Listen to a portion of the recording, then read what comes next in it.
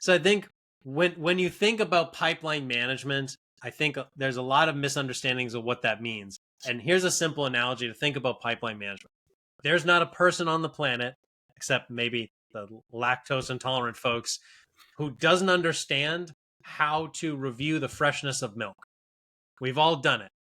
So what do? You open up that fridge, and you got some milk there, you want to have a nice bowl of cereal or something, and you go, well, you know what? Let me check the milk.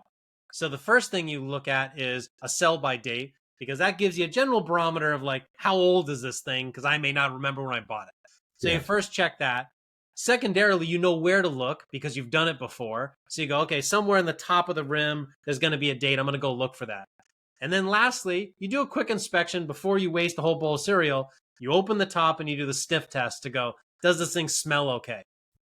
That process you do intuitively because you probably saw your mom do it and you just learned as a kid to do that. Or maybe you poured gross milk one time, took a bite of it and had a pretty terrible experience. You're in those Fruit Loops. Exactly. So that process that we just described is what pipeline management is in its most simplest form. You need to know what information matters to sell by date. You need to know how to measure that. Can I get away with 1 day before, 1 day after? Is that okay? And lastly, you need a way to inspect and manage the risk to say, it smells okay, it's probably good enough, I'll eat it, or it smells horrid and I need to pour this stuff out and go buy some new stuff. Right. That is what pipeline management is.